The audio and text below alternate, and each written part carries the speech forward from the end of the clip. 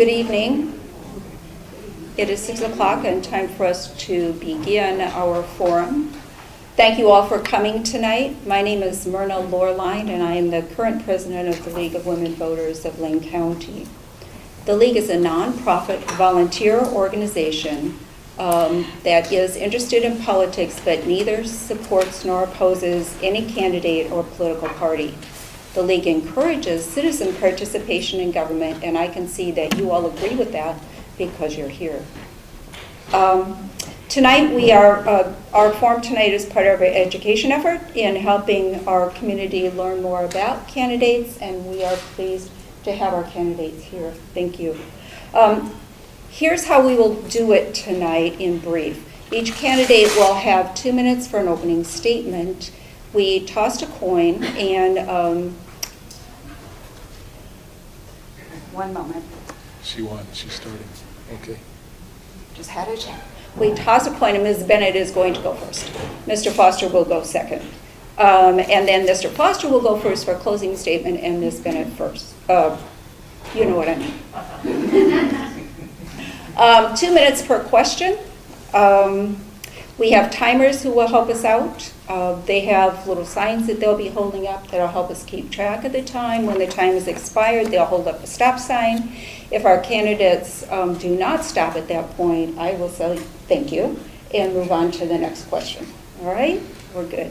Our forum is being recorded tonight by Robin Cash of Neighborhood Network News and Pro Video, I believe. And these will be available later. Neighborhood Network News will be available at neighborhoodnetworknews.com websites. Please turn off your cell phone. I wonder if I need to do that. Let's all just check. How to turn it on. Check it out. Let's see here. I am so cell phone challenged. Who knows? Anyway, please turn off your cell phone, but later on, do not turn it off, turn it back on, and check vote411.org for up-to-date information on all of our candidates here in Lane County and all the information you need to know about where to vote and just really interesting things. Vote411.org. Tonight we ask that our audience refrain from any clapping or other responses during the questioning, and we'll have a time for showing our appreciation with applause at the end of the forum. Please submit questions for our candidates, and many of you already have. If you have a question, hold up your hand. A League member will bring you a yellow question form. You write out the form. We will hand those questions over to our question sorters. We always sort questions for duplicates, for appropriateness to the issues, and we never present questions that are of a personal nature. With that in mind, I will remind our candidates too that their responses we know will be relative to the issues and never any kind of personal nature. Good, I think we're ready to go. Let's begin with our first opening statement. Ms. Bennett. Thank you very much.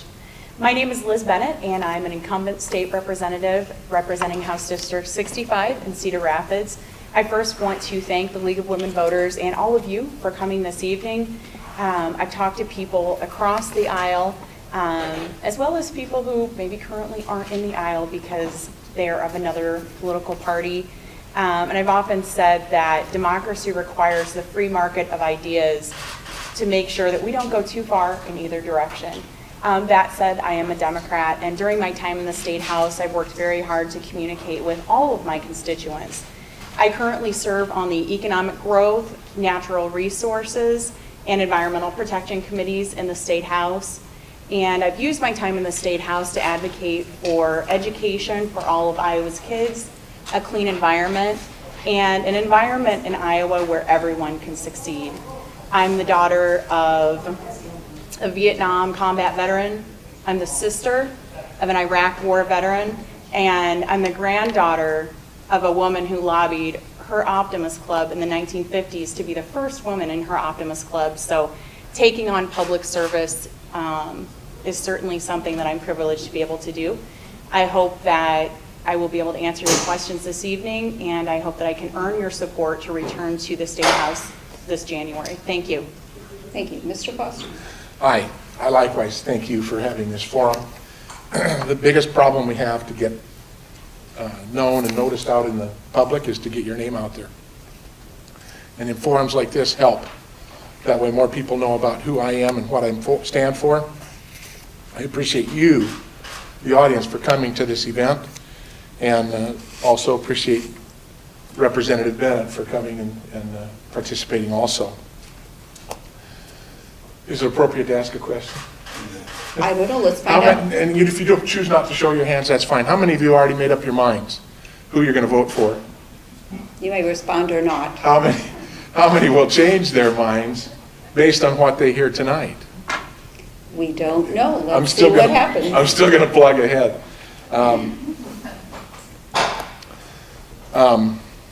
I enjoy talking with people at the door when you're knocking on doors. The majority of the people that I talk to are concerned about taxes, they're concerned about the current presidential race, things like that. And that's my main focus.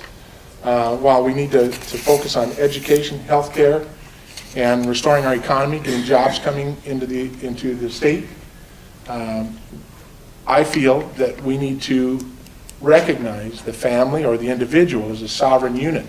And anything we take away from that sovereign unit, including dollars, which are tax dollars, or rights and liberties, need to be carefully scrutinized so that we don't do those things. My father fought in World War II. My brother fought in Vietnam.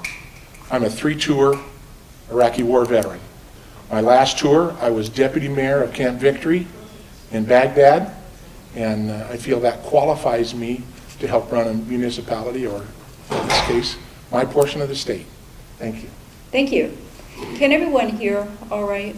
We do have a microphone available, but if everyone can hear, we'll just do it this way. Let us know if you can't.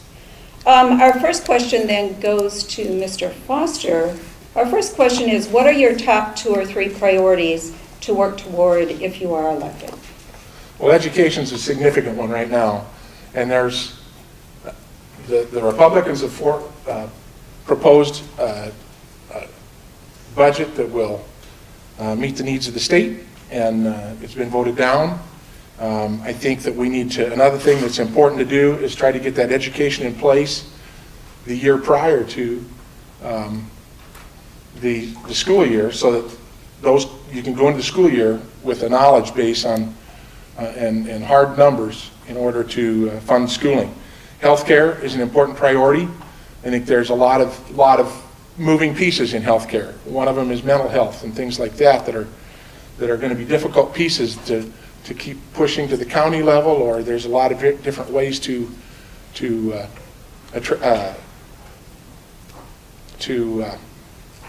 approach healthcare. It's important to get jobs in the state too, to attract businesses and get good high-paying jobs in our state so that people can get a job and then they can stand alone on their own and feel good about what they're doing. Thank you. Ms. Bennett. All right, thank you very much. There are so many issues that are important to all of us, and I think it's important for people to know that when I look at issues, I look at the opportunities that are afforded to people in the state and what the decisions that we make in the State House mean for all of us, because nobody exists off in an island, right? What happens to anybody in our state affects the life that the rest of us live. Towards that end, my top priority, or one of my top priorities, is fully funding education in Iowa. It's very important to me that we have enough teachers in our schools, that we have enough counselors in our schools. I've toured Johnson STEAM Academy. I've toured high schools in the area, and we currently have over 32 students in some of our math classes. It's been well documented that class size does have an effect on outcomes and learning, and that's simply not acceptable. In talking to the people that I work with, the people that I've spoken with on doors, we're all working really hard. And when you think about what people are working for, when you ask people why they work so hard, many times people will tell you it's because they want to make a good life for themselves and for their children. And when our educational system is not doing what it needs to do, we are not delivering what we need to be delivering for the people of this state. We are cutting short their goals for their kids. Clean water is something that we can no longer ignore in this state, and this should not be a partisan issue. Everybody has to have clean water to drink, so we need to find a solution for that. And we also need to clean up Governor Branstad's Medicaid mess, and figure out what we're going to do about mental health, because sending people hours away for treatment, not having enough beds, is unacceptable. Thank you. Our next question, let's begin with Ms. Bennett. Our next question is, let's stick with education for just a minute. This question would like to know what you consider to be a reasonable, allowable growth, and perhaps some more details about how you would deal with education. Absolutely, thank you. I really appreciate that question. Now, over the 2 terms, two sessions that I've been in the legislature, it's been well publicized that it's been a big fight. And educational funding, it seems like, has been something that's dragged out to the end of the session. We need to follow the law and set it first. And it really comes down to priorities. In my family, when we made a budget when I was growing up, my parents made sure that we had enough money to pay for the things that were important to us.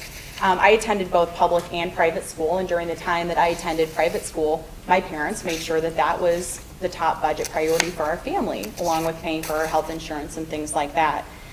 2.5% is not appropriate. We're seeing the effect in the schools. When we talk about these numbers, we're not just writing numbers on a chalkboard and saying that looks nice. We need to be looking at what is the effect on our students. I think we need to be at least at 4%, if not a little bit more. You know, certainly we will have to move some things around in the budget. We may not have money for tax giveaways to big corporations, but I think that we need to make clear that our students and not tax giveaways to big corporations are a priority in Iowa. Thank you. Mr. Foster. I haven't been involved in the fight yet. I look forward to the opportunity to do that if you would choose to vote for me. I think it needs to be based on student population. It needs to be based a little bit on the gross national product and all the different factors that go into determining growth, financial growth, and interest rates and things like that in our area. I think that there's a lot of education that can be effectively done even in larger class sizes. Our own Dr. Buck has indicated that larger class sizes do not indicate, or is not a direct reflection on the education of the students. I grew up, there were 32 kids in my class every year, and I seem to have learned a few things. My grandchildren go to Johnson Elementary School. I think there's a lot of good things that go on there, but there's also some money that might be wasted. Now, I don't want to be down in the weeds with everything in the budget, but I think that we need to fund schooling at the appropriate level. There will be requirements for some schools that are growing to have a little more funding. There'll be requirements for schools, not requirements that they'll choose, but there'll be a requirement for schools that are shrinking, possibly to have their budgets reduced slightly, and that'll be a fight. Thank you. Mr. Foster, let's follow up with education for just a moment. This questioner recognizes that often difficult decisions must be made since state's government can't fund everything we would like to fund. This person cites education and mental health specifically. How would you weigh your choices since you can't fund all of those things as fully as you would like? What factors would come to mind? And if you choose to include items besides education and mental health, how will you weigh these questions?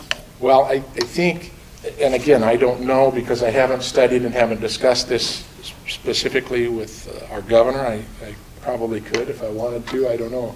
At any rate, I think what's happening is they're trying to push more of this mental health funding and things to the counties and to the communities rather than have it state funded where waste can be prevalent.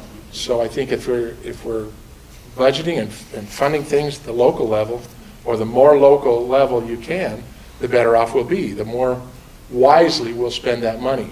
The further you get away from where the dollar comes from, the less appreciative you are of that dollar. So we need to be funded at the level where people can kind of keep a closer eye on those issues. Mental health is one of them significantly. Thank you. Ms. Bennett?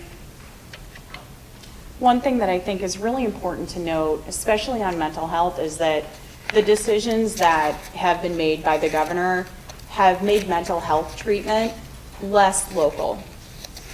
Because of the cuts in mental health treatment and the resulting shortages in beds, the distances that people have to travel to get mental health treatment for their family members, people who need treatment are taken out of their community. I think it sounds very nice to talk about local dollars. In talking with county supervisors have many times come to the State House to express their concerns. So when we're talking about local dollars, what that really means is that local dollars will have to be raised from somewhere. So my question would be where that would come from. And certainly I think the county supervisors might have some concerns about that. I think that regarding funding both of these priorities, we need to focus on the word priority. In our state, we've seen a lot of giveaways, tax giveaways, to larger companies and larger corporations. Now, I support economic growth. As a person who graduated from a private college in one of the most difficult economies we've seen in a long time, believe me, I want to bring valuable companies to the state of Iowa. So on the Economic Growth Committee, what we need to be looking at and asking questions about are whether or not these tax incentives that we're using are actually bringing the types of quality jobs that are paying off in other areas of our state budget. So again, it comes down to priorities, and we should not make the mistake of thinking that local dollars will magically materialize when we can already see people being transported hours away, often by our county sheriffs, to receive treatment. This person reminds us that there are waiting lists for mental health treatment, and they are wondering what you would do to support mental health treatment and, I guess, overview of the way it's being presented in Iowa. Probably something about the cooperation between county funding and state funding. Ms. Bennett. Okay, thank you for that question. So this is something that we would have to bring people to the table on. You know, currently what we're hearing from the counties, especially in Lynn County, we're very lucky. Over many years, our county supervisors have prioritized funding for mental health. The problem is that visibly the number of beds that we had were cut by shutting down the mental health institutes. So what's going to happen is that we're going to have to find more beds. It's very difficult once you slash something to start it back up again. So we're going to have to make some choices about that. One of the most compelling conversations that a person can have when knocking on doors is talking with an emergency room nurse. And you can almost always tell when a person is an emergency room nurse because of the look they have on their face when they come to the door. Many times folks who have mental health issues, their parents have written to me, are forced to take people to the emergency room. Okay, it's not safe for that individual. It's not safe for the nurses and the doctors. It's not safe for the security people in the emergency room. So what we're going to have to do is we're going to have to bring people to the table and create a source of more beds with people who are trained to give treatment to folks who need mental health treatment. Thank you. Mr. Foster? Well, if we can avoid the label of social engineering, we'll be better off. But I think the state can come up with programs where there's matching dollars for the counties when they create more beds, mental health system, I agree, there needs to be more beds. I think privatization is maybe a factor that can help. This youth program in Clarinda that was closed down, I understand it just had a few patients and hundreds of employees. So there's a lot of waste there. There's certainly ways to make that more competitive or more efficient, and that's what we need to do. We need to work together with the counties to make more efficient systems, and that way even counties where they're smaller facilities, state funding can assist in getting those up to speed. Thank you. Our next question will go to Mr. Foster first, and this is about water quality. We've had a number of questions about water quality. Specifically, people are asking about working with farmers. How do we work with farmers about improvement of water quality? And then another questioner would like to know, what do we do in urban settings? And they were particularly concerned about perhaps runoff from our lawns. So, Mr. Foster. Well, I suppose an easy way to do that would be to tax nitrates when they're sold at the hardware store or wherever they're bought. But I think that this is something that does need to be addressed. I know there's funding issues on the ballot coming up in November. I feel that there's enough revenue to support programs that can be put in place to try to improve water quality. A significant one is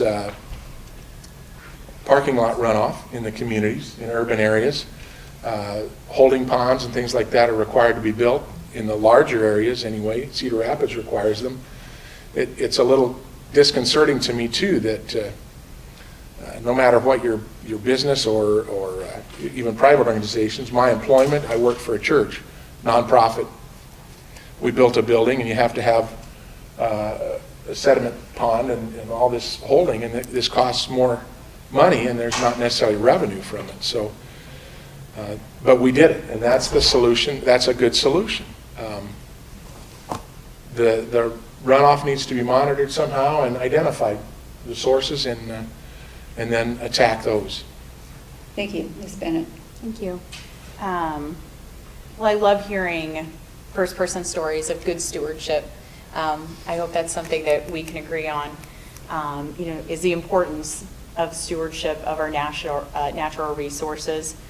Because as I said earlier, I don't think that water quality needs to be a partisan issue. We all have to have clean water to drink. Certainly, there are urban runoff sources as well as rural.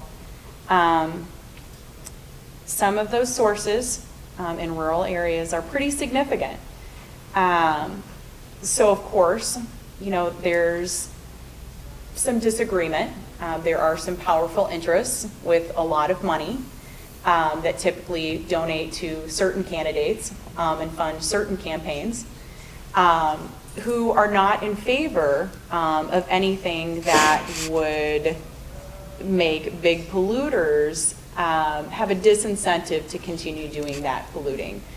Certainly, I would like to think that voluntarily people would consider the long-term consequences of soil erosion, water contamination, runoff, but that's not always the case. So, as an electorate, I think that we have to be very vigilant, regardless of what party we affiliate ourselves with, and hold our elected officials accountable to stopping sources of pollution at their source. And that might mean that some of the large money interests might feel unhappy with candidates, on both sides of the aisle. So that would mean we would have to be very critical of the advertising that they'd be funding. To be short, I think a good start would be funding the Natural Resources Trust. This is something that voters already approved. And since voters have already approved it, why not start there? Oddly enough, our next question is, would you support increasing the sales tax and thereby activating the 3/8 cent, I guess it's appropriation, but not quite, that's already been allotted for water quality improvement? Gotcha. Nobody likes to raise taxes, folks. Nobody likes to pay taxes. I mentioned earlier that I'm a person who graduated from a private college after working my way through the whole way into one of the most difficult economies we've seen in a long time. I work very hard for my money. I pay a lot out every month in student loans. You don't want to pay any more taxes, neither do I. But because of the budget situation we're in, because of some tax provisions that were made many years ago, we're going to have to figure out something to do, okay?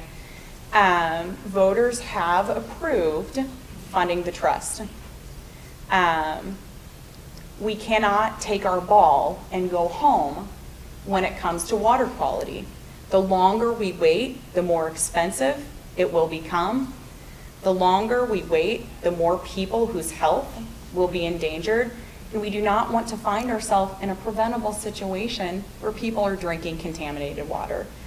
So for those reasons, nobody likes it, but yeah, I would support funding that trust with appropriation of the 3/8 sales tax. Thank you. Mr. Foster. No, Is that all you'd like to say? that's all I want to say. All No, right, I wouldn't. all right. Then let's move right on. Put your sign- Let's talk about the environment just a little bit more. What would you do, Mr. Foster, to help increase the bee population? We know we have a problem with pollinators. What would you do?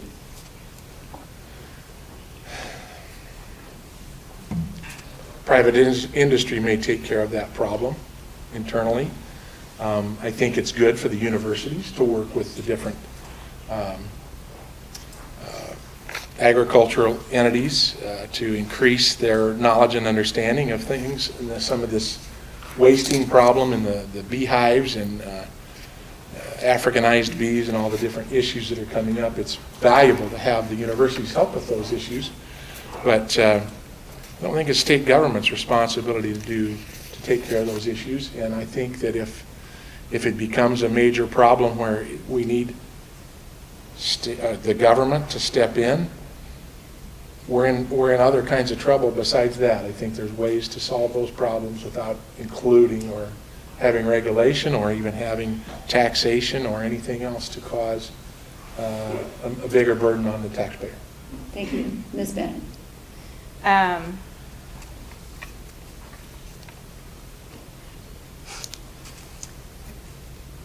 I think this may illustrate somewhere where we differ. And I think the difference is in a realistic perspective on solving problems. We can see that people often don't act in the best interest of the community, and people often don't act in their own best self-interest. We saw that with the water issue in Flint, Michigan. We shouldn't have to wait until there's a disaster and people are harmed, or we have an agricultural collapse, which would decimate Iowa and Iowa's economy, before we act on something. That absolutely is sometimes the proper role of government, and private industry cannot always be counted on to do that. So certainly I am happy to hear talk of perhaps the universities. Now, anytime we talk about the universities, that would require funding research at the universities, and that's something that the United States, over the past several years has really fallen behind in, and that's unfortunate. So I'm really glad to hear talk of potentially funding our research universities here at the table today. So absolutely, there have been a lot of studies on the effect of neonicotinoids on the bee population, on colony collapse disorder. They're not always conclusive, so I think that we should continue to research, but I do absolutely think that it is appropriate to study the issue and potentially take action. Let's change the topic. Let's talk about minimum wage for a minute, Ms. Bennett. Should the state raise the minimum wage? What should it be if you think it should be something else? And would anyone be excluded from rules about minimum wage? Thank you. The state should raise the minimum wage. We are far overdue for doing that. You should not work 40 hours a week in the United States of America and live in poverty. And If you think that you don't pay for it, you do. Everybody pays for poverty. You pay for it in your prisons, you pay for it in law enforcement, you pay for it in social services. If you're a person in the United States of America and you work 40 hours a week, you should at least be able to scrape by.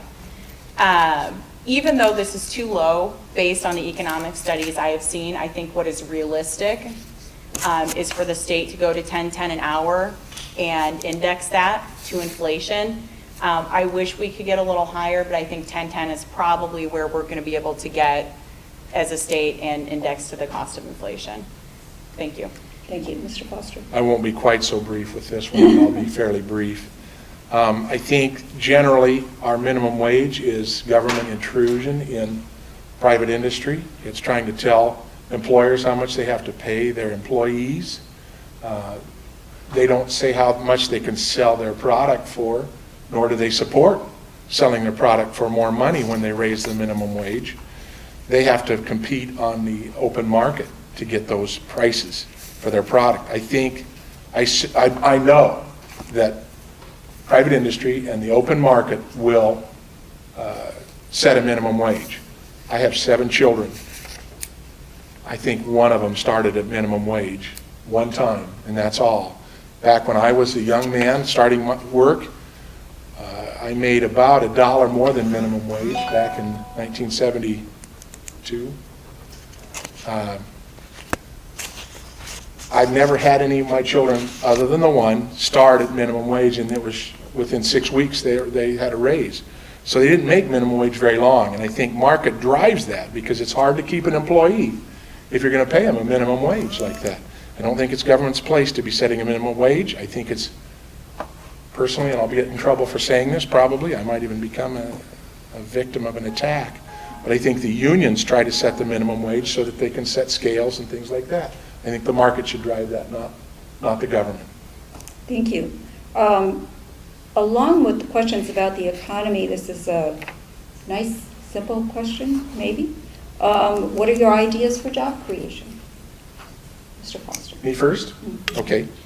I think, now I'm not funding big corporations, but I think we need to sincerely think about how we tax big corporations and try not to tax them to death and try not to make it so difficult for them to hire new employees and put them on the payroll. And that will improve. If we raise minimum wage, I think what happens is employers just say, fine, I'll have to make do with fewer people. All of us in this room probably have encountered a situation where this is the money we have and this is what we have to do, so make do with it. Well, it's not always easy to do that, and I think that as you keep forcing that on businesses with higher taxes and enforcing a minimum wage, they'll opt to maybe go to another location, move their business to another location, whether it be out of state or out of the country. So to bring jobs into Iowa, I think we need to really sincerely think about the tax structure, and we need to consider, I'm not a big fan of TIF funding either, but I think we need to consider things like that to bring corporations into the state and help small businesses prosper. Thank you. Ms. Bennett? Thank you. I love this question because this is something that I'm very interested in as a young person who chose to stay here in the state and put down roots and work. It's something I'm very passionate about. I would like my friends to stay here as well once they graduate from college. So a couple things. This is something that I've had the privilege of hearing Debbie Durham speak many times. She's the head of the Iowa Economic Development Authority, a Republican. And we don't agree all the time.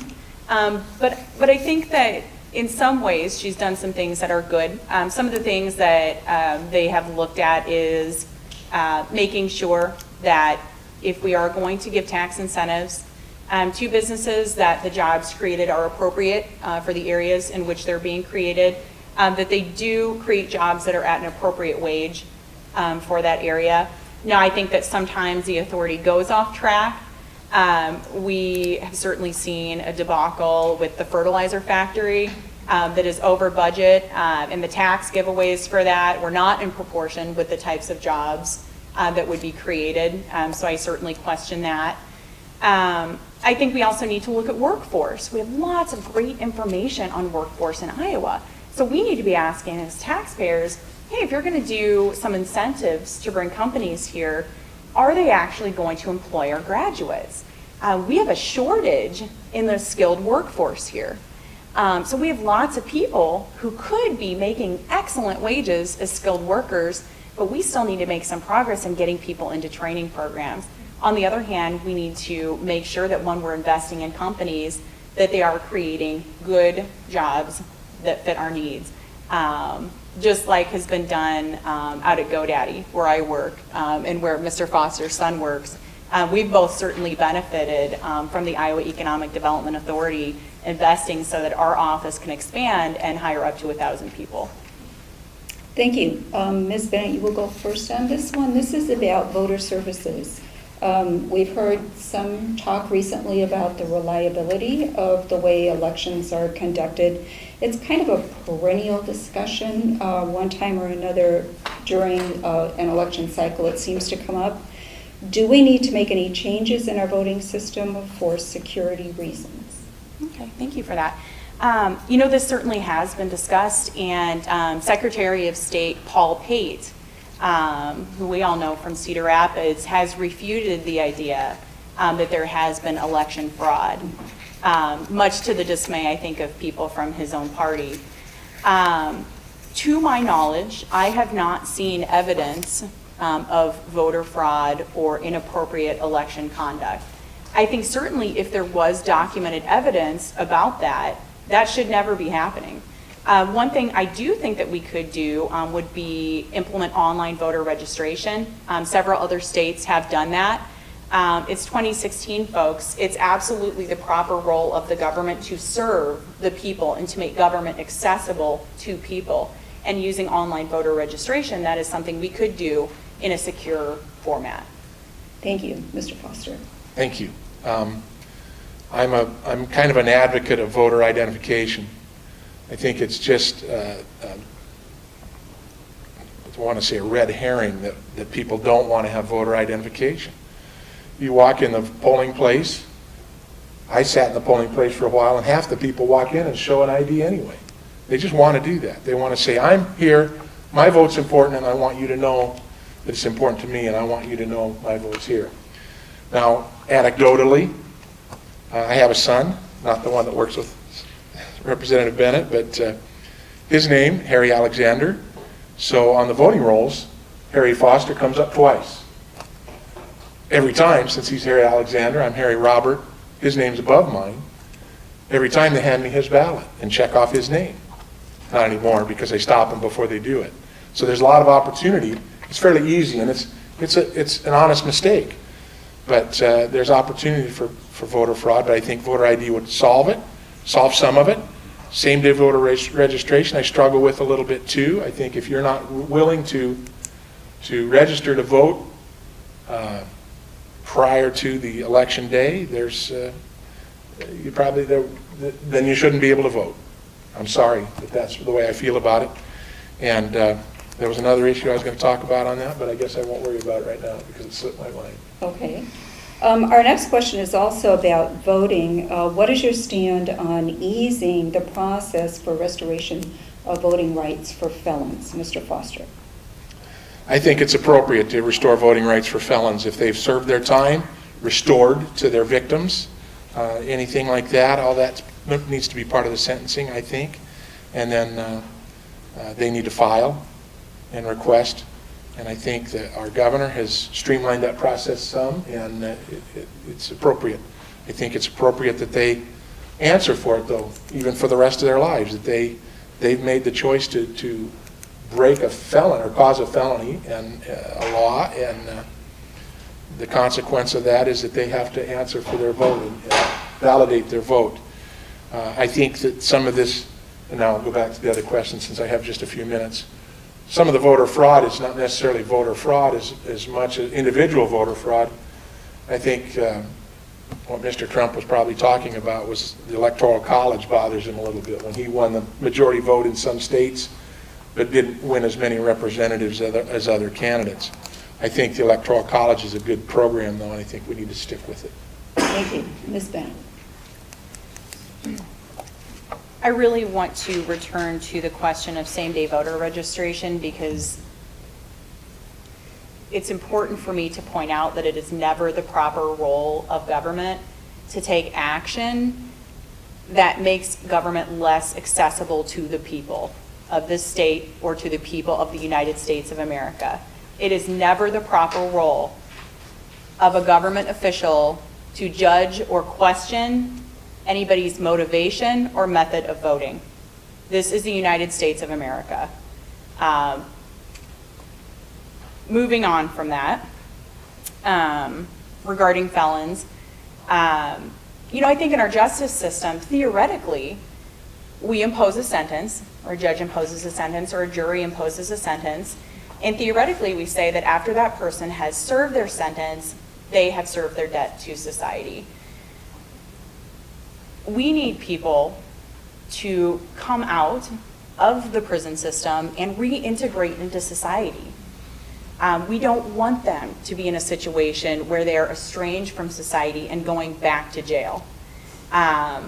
We don't want to pay for it with our taxes. We don't want to pay for it socially.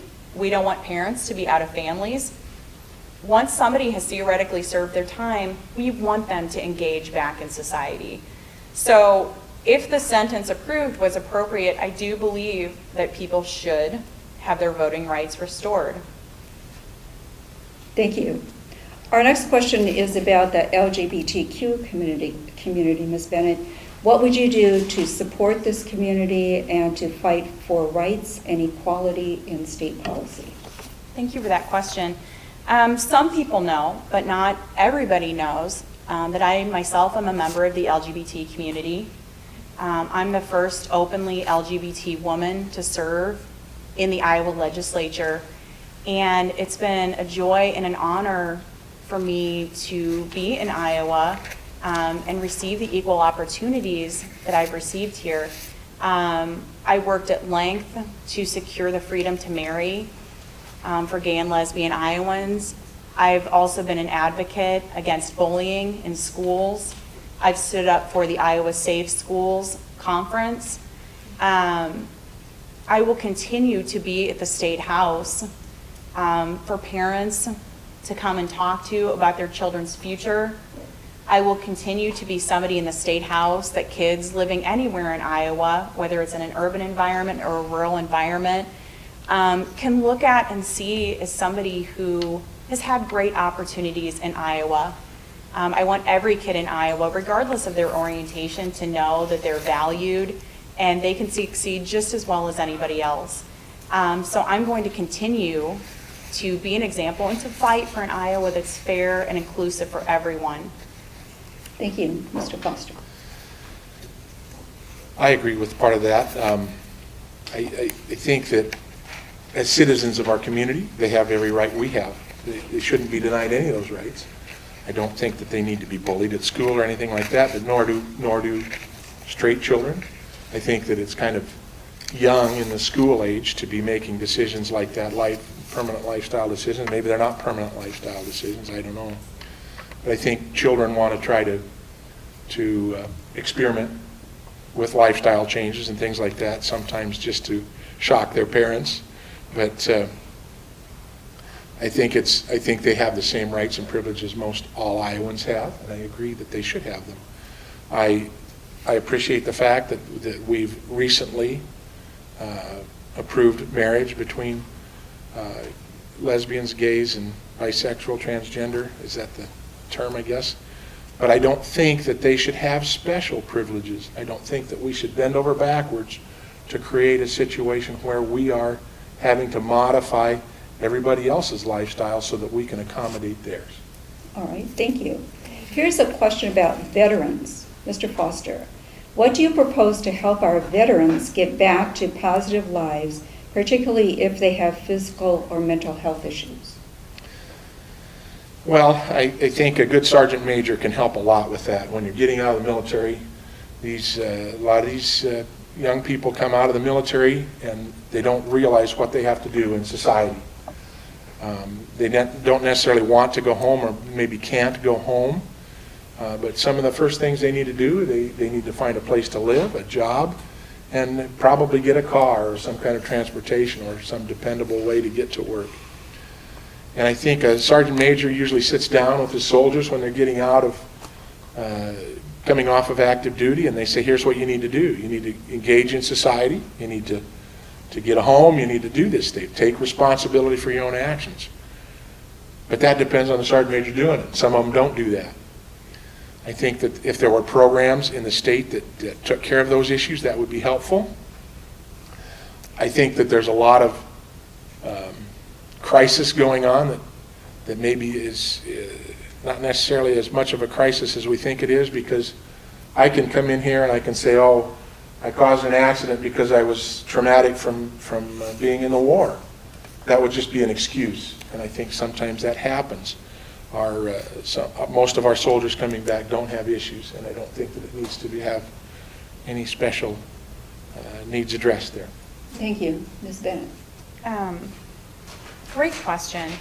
Of course, being the sister of a very recent Iraq War combat veteran, this is something that has been on my mind. We've been very lucky. My brother was not injured mentally or physically in Iraq, but when your only brother is over there, you think a lot about what would happen. And then when he comes home, you wonder if he's going to be okay. In the State House, I've been very happy to support a program called Home Base Iowa. And this is a program that we have to recruit veterans to come to Iowa and work.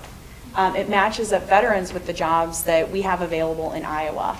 And it says, we would love to have you come and make a home here. So that's number one. Number two, I think this goes back to making sure that people can get mental health treatment in the state of Iowa. I had the privilege of being at the United States Marine Corps Mud Run just a few months ago at Camp Pendleton, supporting a great organization called Operation Save the Brave. For those of you who do support veterans, I'd really encourage you to check out their website. It's Operation Save the Brave. And this is a network of combat veterans who've established a well-being rubric for folks who are coming back from war. Veteran suicide is happening way too often because of the fact that people are suffering wounds that often aren't visible. It is our job as a society to thank the people who have been willing to lay their life on the line for us by making sure that these services are available for them when they come home. So I think that for me, using the platform that I have to be supportive of these organizations is something I can do, supporting mental health in Iowa and supporting Home Base Iowa as a program. Thank you. We have two questions about guns. One person would just like to know in general your stand on issues relating to guns, and another person would like you to be specific about should people on the terrorist watch list have access to assault rifles. And Ms. Bennett, you would start. Okay, thank you. So I suppose, gosh, general stance on guns. That's a big, broad question. You don't get any friends, I think, in this political system when you're moderate and when you look at every issue and every bill on its merits. That is what I have endeavored to do in the State House. And I'm sure at some point I'll get attacked by people even in my own party for it. But I think that that's what you should do, is you should put people above politics. I think it's been well publicized that in the district that we both hope to represent, there's an issue with gun violence, okay? We've had a 14-year-old shoot a 15-year-old. We had a young woman who was recently shot in the head and lost her life. Lots of gunshots. I think we need to address some common sense things that we could do to keep guns out of the hands of the wrong people. It's not unreasonable to support background checks. My father is a retired law enforcement officer. He's been an NRA member my whole life. He's got the sticker on his truck. But I think he would agree with me that things like background checks, closing gun show loopholes are reasonable things to do. I think it's pretty well known that I opposed the toddler militia bill in the State House this past year. I don't think that small children need to be handling handguns. Again, the decisions that we should be making should be reflective of the people and the constituents that we're representing. And there's no reality where the district that we represent benefits from young children handling handguns. It also doesn't benefit from children being taught that it's a good thing to openly carry a gun and show that off to other people. I don't think anybody, I shop at First Avenue Hy-Vee, I don't think anybody wants to go there and is going to feel safer about people carrying guns openly there. Thank you. Mr. Foster? I support the Second Amendment. While I was deployed, we were not allowed to carry weapons in the PX. For some reason, we had to carry weapons everywhere we went, but we weren't allowed to take them in the PX. There was no place to put them either. However, you got used to everybody carrying a weapon. I think that we'd like to give a stigma to have people that carry firearms openly, but I don't think it's appropriate. I think we need to not be afraid of firearms, legally purchased and legally possessed and legally carried. I don't own any firearms at all. I own none. I have a permit to carry, concealed carry permit. I have carried weapons for about 37 years, and I'm not afraid of them at all. I do think we do need to resolve the issues of guns falling in the hands of people that have nefarious reasons to use them or have them, and that's a little more complex. And one of the solutions to that, I think, is when somebody is convicted of a crime using a weapon, they need to be properly sentenced so that can be resolved. I know there's laws against having them. The people that were shooting them, these young children down on Beaver Avenue, were not legally carrying those weapons. So you can make all the laws you want. It's not going to resolve the issue. It'll just make it more difficult for people, honest, hardworking people, to be able to acquire a handgun. I think that children should be allowed to handle handguns also, or be taught on them. The proper way to work with guns is to teach children and teach people how to use them properly and how to keep them safe, and then how to keep them secure so that they don't fall in the wrong hands. Thank you. Mr. Foster, you will go first on this. The question of sentencing has arisen in our discussion, and this questioner would like to know, would you be in favor of reducing mandatory minimum sentences for nonviolent drug offenses? And another person wants to think particularly about synthetic drugs. What would you do about synthetic drugs? Well, yeah, there's always a new drug coming up, it seems like, and even the drugs we have on hand are being abused frequently. I think that maybe we need to come up with an alternative prison system. Instead of putting these people in prison, maybe they need to serve time in local jails or something to get them off of the drug habit. I think there needs to be classes in prison and jails that teach those people the consequences and effects of their actions when they buy or sell or possess illegal drugs. I think that it's significant and it needs to be addressed and needs to be dealt with. But I don't know that, I do think that it would be good to reduce mandatory sentencing for some of those people. To answer your previous question too, no, I don't think people on the terrorist watch list should be prevented from purchasing handguns, but I do think it needs to be looked at very darn close. Thank you. Ms. Ben. Thank you. I'm hearing some things that make me happy up here. Maybe we have some room for agreement here. It sounds like we both agree in maybe funding more services in prison so that people can be rehabilitated and have a better life than when they get out and when they go in. Unfortunately, that's often not the case. So as a society, we need to look at whether our system makes us safer. Does it rehabilitate people? Is it better for us as a society? I think there's a large body of research at this point indicating that mandatory minimum sentencing for nonviolent drug offenders hasn't made us safer. Hasn't made us safer. It's taken parents out of homes. It's often resulted, I think, in government intrusion into people's private lives in areas that are not the proper role of government, and I think it should be questioned. I think that many of those sentences should be reduced because we are not getting what we need to get out of them as a society.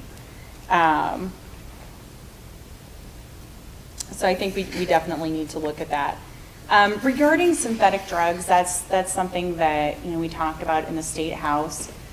That's a tough one. We had some conversations about it because you have to make sure, again, that your proposed remedy does what you want it to do, right? Synthetic drugs really are more dangerous for people than a lot of their natural alternatives. So I think we need to continue to study and look at that. Unless that would be my answer for that. Thank you. Ms. Bennett, let's talk about energy for a minute. Several questions about energy security. One person here cites South Australia that has given significant resources to renewable fuels. They tell us that when they had a storm there last month, the entire state was without power. How would you assure power in the deep winter, and what would you have to say about renewable fuels? Okay. Well, I think that, again, this is a question that I think about the way that I think about how my parents prepared our budget, prepared for the future of our family, how my parents prepared for retirement. You know that as you go through your life, things will change, things will be different, and the decisions that you make will affect your family differently. So absolutely, we do need to be investing in renewable energy sources. We need to be investing in wind. We need to be investing in solar. Certainly, it would be naive to think that all of a sudden tomorrow, we are only going to use wind and solar power. But I think that's where, as we discussed earlier, perhaps funding our universities better, we could come up with some solutions that can ensure a constant supply of power to our grid, so we can have a better effect and do that responsibly. Thank you. Mr. Foster. More research into biofuels, possibly. I think that there's a big opportunity here. We've engaged and taken advantage of a lot of opportunities for renewable fuels in Iowa specifically, to the point where the government is kind of subsidizing the biofuel industry, which is appropriate, I think, to some level, but those need to be phased out. I do think that we're on track for wind and solar power, well, wind power at least. I think that if we encourage and support and sustain private industry and taking greater steps in those areas, we will find success. Yeah, I'll leave it at that. All right. Mr. Foster, you will go first on this one. What support, if any, or programs would you suggest for people who have difficulty affording their fuel? This one questioner notes that winter is coming. Right. I think we have systems in place right now. I realize that it's critical. I would be terrified if I were not able to pay my heating bill in the wintertime. And I realize there's people that can't afford to pay their heating bill.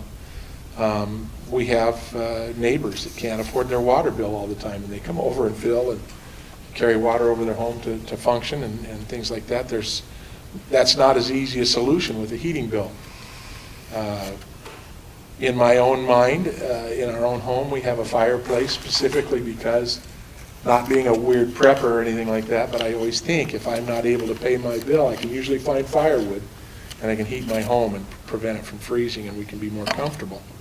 But I think we have programs in place right now. I think that Alliant Energy, our gas provider in the Cedar Rapids area anyway, has programs in place to help people fund and to pay a balanced bill throughout the year.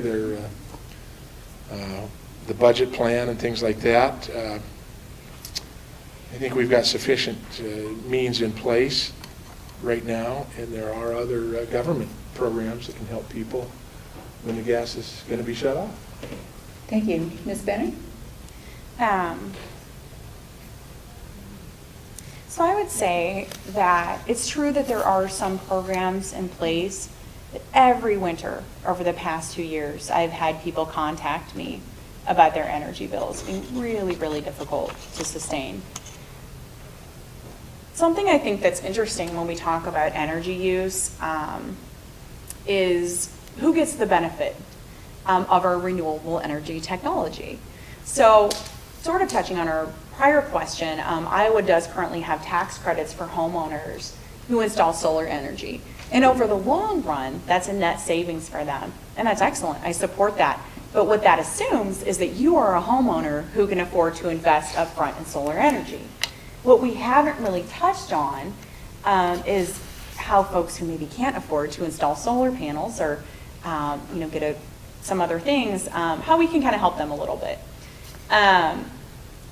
One of the things I've looked at are how can we build a bridge for people who often are living in really energy inefficient homes.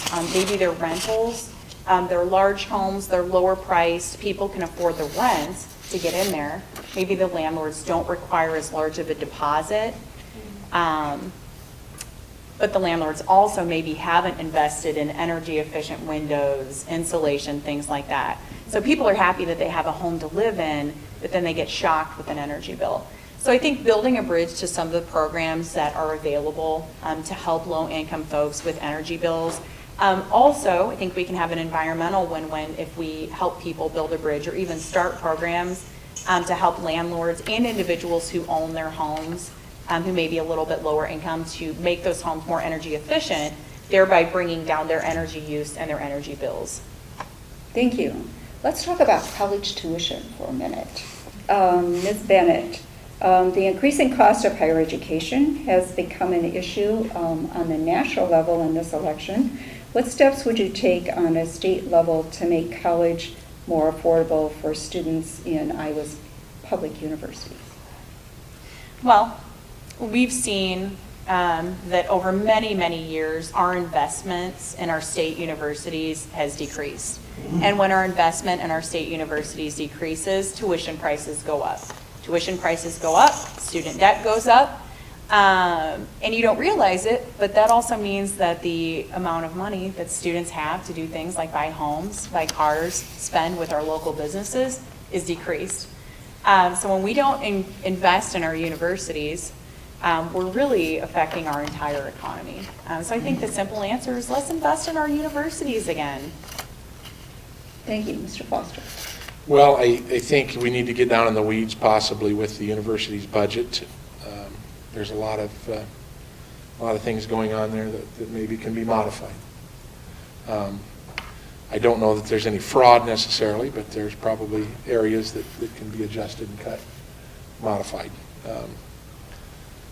I don't necessarily want to get down in the weeds with the university's budget, but that may be necessary. And as much as we're funding it, that's the rule I've always had. If I'm paying the bill, I want to have a say in how it's run. And I think it's appropriate for that to be the case. And I think as legislatures, it might be required that we get a little more involved in that.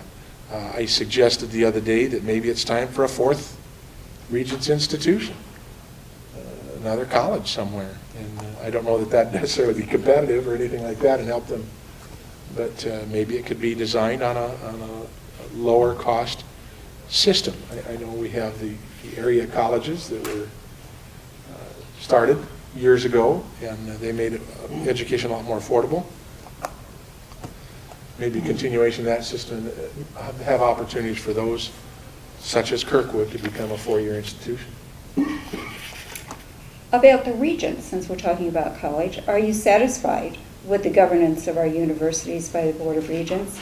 If so, why? If not, what changes would you propose, Mr. Foster? I don't know much about it.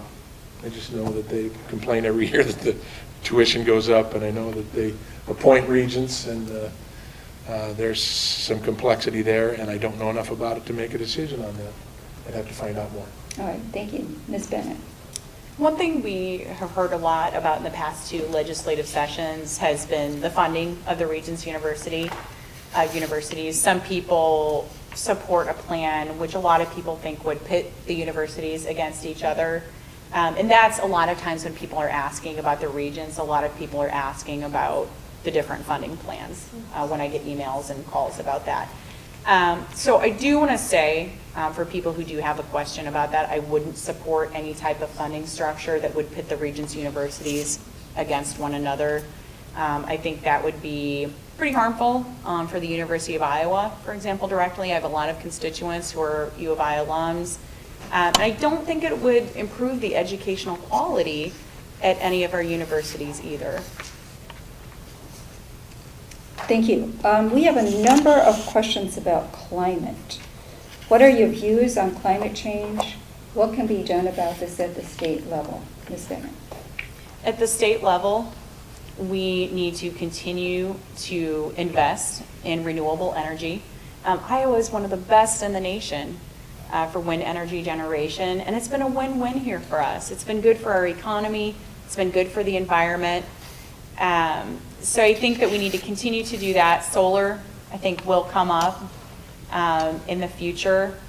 I think we need to continue to look at biofuels, though there is some disagreement at sometimes about whether or not the net benefit of some of these fuels actually does reduce carbon footprint. So I think we definitely need to continue to invest in wind and solar.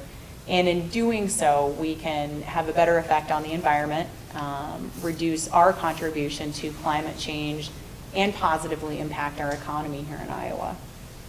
Thank you. Mr. Foster? I don't doubt that there's climate change, but I do doubt sincerely that it is caused man-made climate change. I don't think we can impact climate at that level. And so my decisions, if I'm elected, will reflect that view.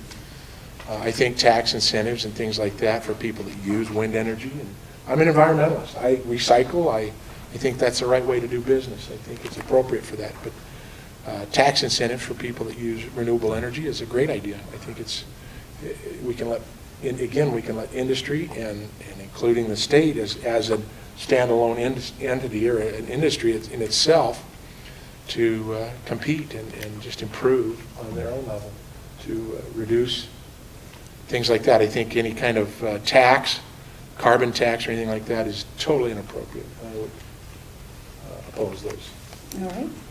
Medicaid. Oppose those. Did I say that loud enough? Yes? Okay. Medicaid. What is your opinion about Medicaid privatization? Do you support or oppose it, and why? I get firsties on this one, I think. You do. But I don't know that I want firsties necessarily. However, I think that privatization is a good plan, and we just need to follow through and make improvements, minor adjustments to fix situations that have arose. I think that there's a lot of fraud in the system. That needs to be reduced. I think that we don't trust doctors enough. The guy's a doctor. We've made him go to college for 8 years, and we've licensed him in the state, and we need to trust them to make some good decisions. And then we just need to, when somebody's on Medicare or Medicaid, they need to have the services the doctor says they need, and those things need to be resolved. Thank you. Ms. Bennett. The governor's plan to privatize Medicaid has been a disaster. It has put profit over people. I think it is really important that we trust doctors and that we listen to doctors and listen to hospitals and listen to medical providers, as well as listening to people and their stories and the families who need the services. I've received many contacts from hospital administrators. I've spoken with doctors. I've spoken with families. There are doctors that are having to employ another staff person to deal with the insurance companies, because when you privatize, somebody has to get paid, and their job is to make more money for that business. And a really good way to make money for a business is to not provide services. Okay, so that cost is getting passed down to doctors. It's getting passed down to people, and the real cost is the human cost. The real cost is the human cost of people who are some of the most vulnerable Iowans not receiving the care that they should be getting. It's been a disaster. When we go back in January, I expect that we will expect oversight. It's totally unreasonable for taxpayer money to go to a system with no oversight that exists for profit. And furthermore, I think it's important that we make our decisions based on fact and information. Never was there any evidence of fraud in Iowa's system. So my contention is this was purely ideologically and profit-driven and has provided no benefit to the citizens of Iowa. Thank you. Our next question is about immigration. Is there a role for the state in our immigration decision-making and the way we deal with immigration? And if there is a role, what would it be? Ms. Bennett. Well, it's my understanding that the United States has dealt with immigration at the federal level probably since the beginning of time. I think that's probably appropriate. I think it would be inappropriate and raise some questions about trust between states. For example, were the state to say, well, the United States of America has said that somebody can come into the United States of America, but, well, they can or can't come to Iowa. I have some real concerns about maybe some constitutional questions that would raise. So currently, I think that is best dealt with at the federal level. Thank you. Mr. Foster? I agree. I think that it's important, though, that if there's the federal government's importing people, unvetted people, that we be aware of where they're being brought in within the state. And I think it should be required of the federal government to tell the state where they're bringing them and what they're bringing them. In addition to the fact that I support immigration, I think that we need to have systems in place, and frequently these are nonprofit or they're private organizations that help immigrants move into a community. And I think that would be the most beneficial to the community or individuals. I personally have sponsored my brother-in-law, I don't know if he's really a brother-in-law, he's my wife's niece's husband, to become a U.S. citizen. My wife's Canadian. I don't know that I sponsored her, but when I married her, she was able to become a citizen a little bit easier. But it's kind of a long, difficult process, and it needs to be, some of the issues and problems within that system need to be fixed, but I think we need to follow the system. People need to be vetted before they come into the country, but we can't require that of the federal government, so the only pushback that we can give the federal government is saying, if you're not going to vet them, don't send them to Iowa. And I think it's appropriate for the state to say that. Thank you. Our next question is, again, a topic in which the state may or have a limited role, or not sure. Social Security. The Social Security increase was just announced, Mr. Foster, at 0.3% cost of living increase. Should we look at doing something to support our citizens on Social Security? Well, I thoroughly appreciate the state's stance on taxing veterans' benefits. Thank you. I don't know if you voted for or against. I should check, shouldn't I? Anyway, so that's some of that issue is a little resolved for me, at least from the taxing point of view. The cost of living increase, I think it's appropriate. The cost of living, federal government raised the Social Security with the cost of living. I think that's the law, and it needs to be followed. But we need to make sure that we have a handle on where the money goes, and we have money actually to fund those programs before they're out of control. And I think that's one of them that could get out of control fairly easily, but it's a federal issue, not a state issue. Thank you. Ms. Bennett? So this is another question about people. And briefly, I really need to return to the last question. We import things, not people. People who come to the United States are just that, they're people. And I think that as leaders and elected officials, it's really important that we're careful with our language. It's a misstatement that people are coming through the United States immigration system without being vetted. So I think it's really important that we're careful about our language. So regarding Social Security, we want Social Security to be here for our citizens. I certainly want Social Security to be there for me someday if I am ever able to retire. Regarding the 3% increase, I would like to look a little bit more at some economic indicators. Certainly, of course, it should be increased with cost of living and inflation. But in terms of the specific percentage, maybe we need to look at that a little bit. Thank you. We have some general questions, and as we're getting a little bit closer to the conclusion, perhaps it's time to look at those more general questions. Ms. Bennett, what is your basic philosophy regarding the role of state government? The role of state government. I think that state government should mostly stick to things that are the proper role of the state. I think we should make sure to maintain an infrastructure that allows people opportunity, allows people to live peacefully, allows people economic success, and creates an environment of justice. Thank you. Mr. Foster. I agree. Vote for Liz. Unless, of course, you were going to then vote for me. Anyway, I'm sorry. I'm not supposed to address the audience, maybe. I think it's appropriate for the state government to do state issues. If they're thrust into the federal picture, it needs to be addressed as it applies to the state. I think that it's not up to the state to take care of people that can't.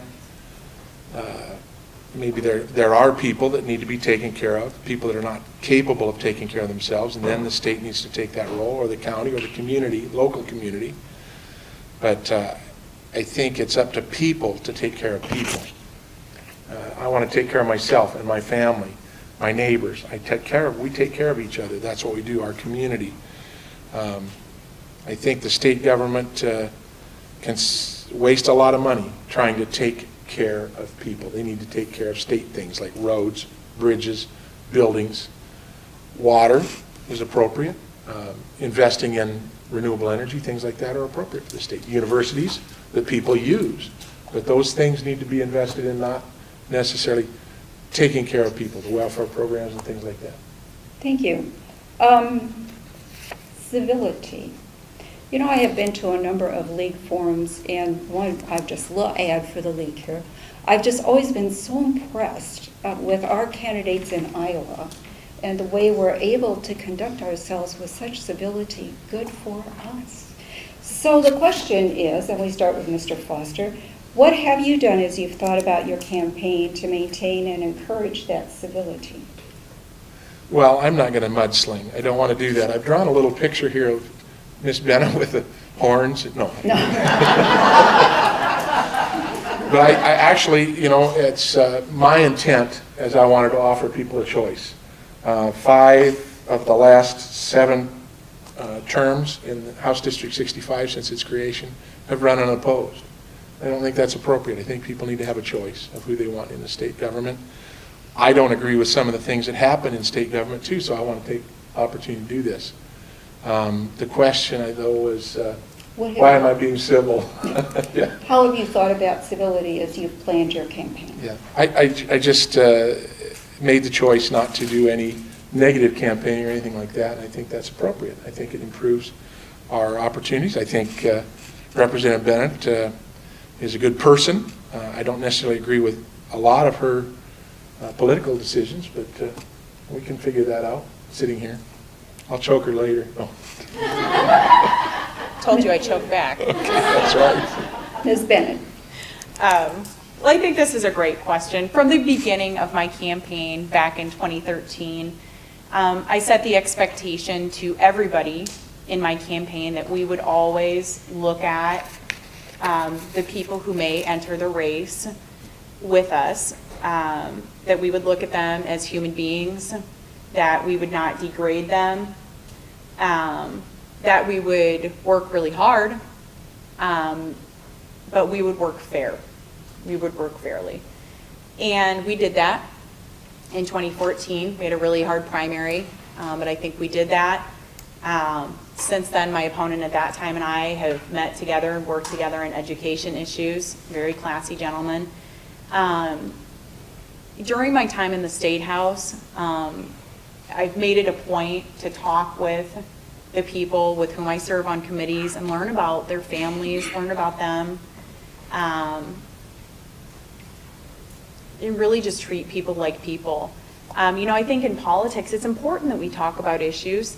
There's certain issues that, of course, we're going to disagree on, and we're going to talk to folks about those. It's important to let people know.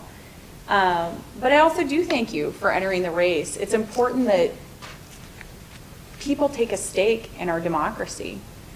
So even if that means that they're going to the polls to cast their vote not for me, it's important that they took a stake, that they took responsibility for what's happening. And when we have more people running for office, that's something that happens. So I certainly appreciate that. Running for office is not an easy thing.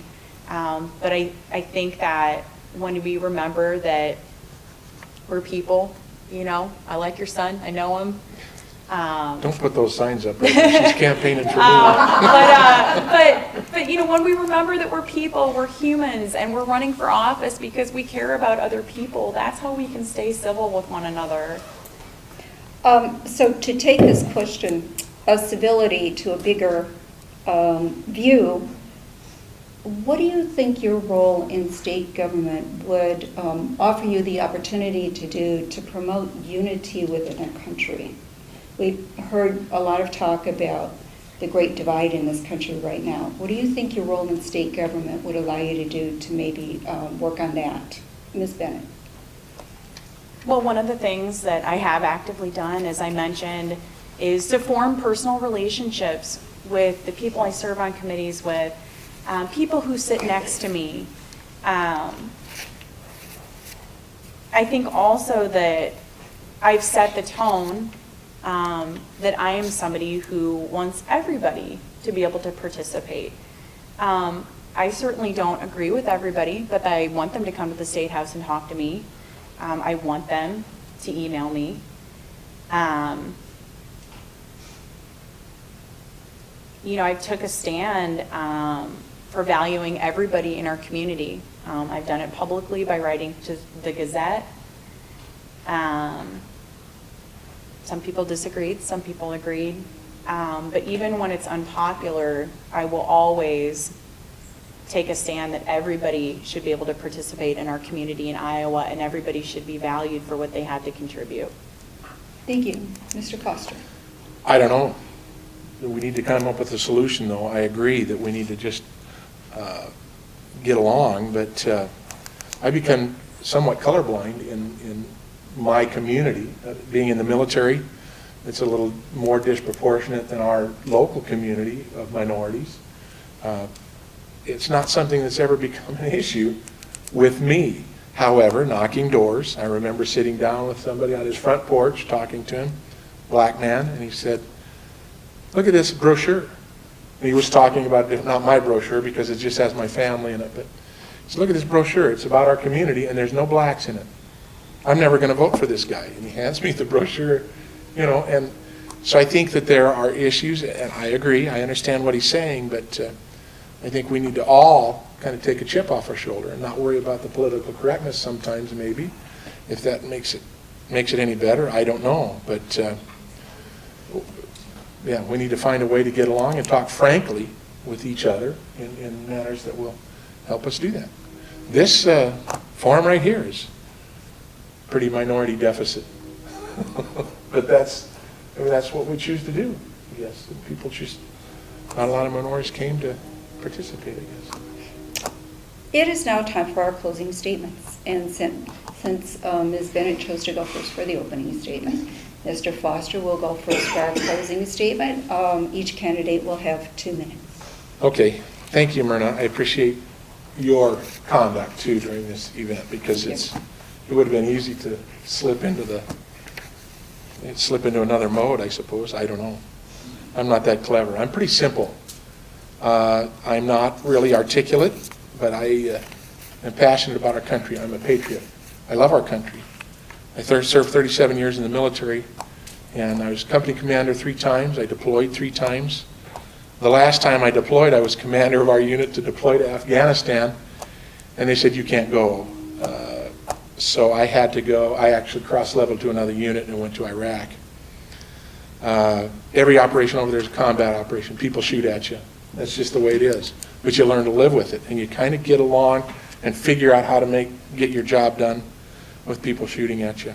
I think it's important, though, that we realize that the state government's a little different than the Army or the military.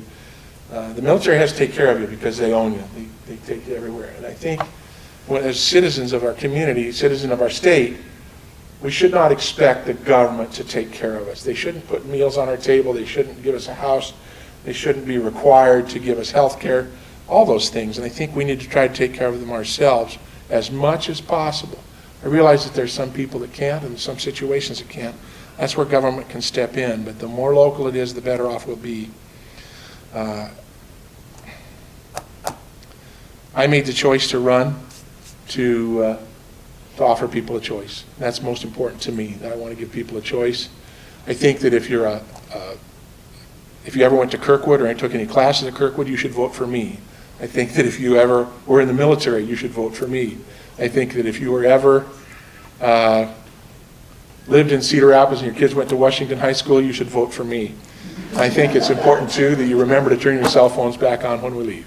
Thank you very much. Thank you. Ms. Bennett. So, well, again, thank you for everybody, to everybody for coming today. Thank you, Mr. Foster, for running. I do think it is important that people have a choice and that people take a stake and take a stand. Democracy is hard work. It's hard work. We have to talk to one another. We have to wrestle with issues, and it takes all of us in the room today in order to be able to do that. So thank you for that. In closing, I think it's really important to know that I've chosen to make a life here in Iowa, even though many of my friends left. I've had the benefits of a good career here in Iowa. I was able to work my way through Kirkwood Community College. I had the opportunity to earn a scholarship to Cornell College while I worked my way through there as well. Certainly wasn't easy, but I knew that I needed the education to serve our community. I've been grateful for the opportunity to do that. I've been grateful to work on creating the types of jobs that will help our young folks stay here in Iowa. When I talk to people on doors, people a lot of times say that they don't really want the grandkids to go to Denver or Seattle if they don't have to. So I think it's important that we continue to make wise investments in the types of jobs that will grow Iowa in the future. We also need to invest in our natural resources and make sure that we take care of basic priorities like having clean water to drink. And we need to realize that what happens to the person who lives down the block from me, even a mile, 2 miles, 10 miles from me, affects me. Even if it doesn't affect me and who I see at the store or walking down the street, certainly affects how my taxes are invested. And I would like to see a state where our taxes are invested in things that help us all succeed together. And that's what I'll continue to work for in the State House. Thank you. This evening, we would like to particularly thank our candidates for their participation in this forum, for the library for hosting us, and all of you for coming. I would just remind you to vote on or before November 8th. Thank you.